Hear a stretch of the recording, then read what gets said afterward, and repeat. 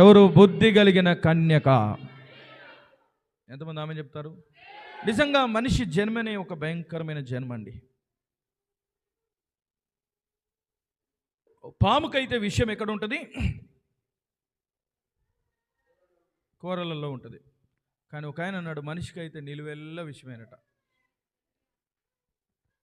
అయితే ఇప్పుడు బుద్ధి కలిగిన కన్యక ఏం చేస్తుందంటే, ప్రార్థనలో ఉండి దాన్ని అంతా విరగొట్టి, ప్రభువా నీ స్వారూప్యములో నీ పోలికలో నన్ను మార్చు అని ప్రార్థన చేస్తాడు.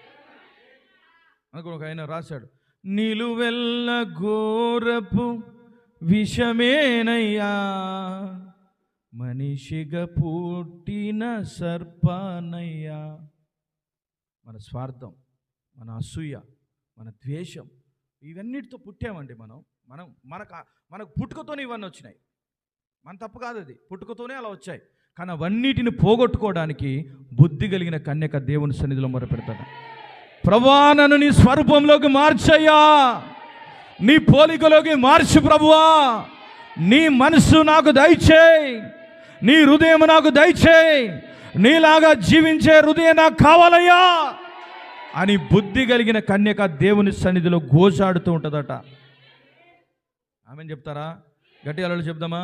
కొలస్సీలకు రాసిన పత్రిక 2వ అధ్యాయం 9వ వచనం చూడండి. కొలస్సీలకు రాసిన పత్రిక. ప్రభువా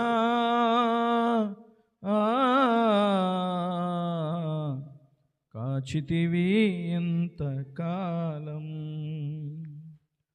కాచితివి ఎంత ఏలయనగా దైవత్వం యొక్క సర్వ పరిపూర్ణత శరీరముగా క్రీస్తునందు నివసిస్తున్నది. మరియు ఆయన యందు మీరును సంపూర్ణులై ఆయన వలె ఆ దైవత్వము క్రీస్తులో ఎలా నివసిస్తుందో మనలో కూడా నివసించులాగున, అందరూ మామేం చెప్దామా? సంపూర్ణమై ఉన్నారు. ఆయన సమస్త ప్రధానులకును అధికారులకు శిరస్సు అయి ఉన్నాడు. దేవునికి మహిమ కలుగును గాక. అందరం మీరును క్రీస్తు సున్నతి యందు శరీరేచ్ఛలతో కూడిన స్వభావమును విసర్జించి, ఆయన యందు చేతులతో, దీంతోట శరీర ఎచ్చెలు, మనిషిగా పుట్టిన మనకు ఈ శరీర ఎచ్చెలు, ఆ ఎచ్చలను గురించిన స్వభావమును విసర్జించి ఆయన యందు చేతులతో చేయబడని సున్నతి పొందితిరి. అందరూ మామే చెప్దామా? ఆ ఐగుప్తి అంటే ఆ పాత నిబంధనలో ఉన్నవారు చేతులతో చేయబడిన సున్నతి. మనకైతే చేతులతో చేయని సున్నతి. చేతులతో చేయని సున్నతి ఏంటో తెలుసా?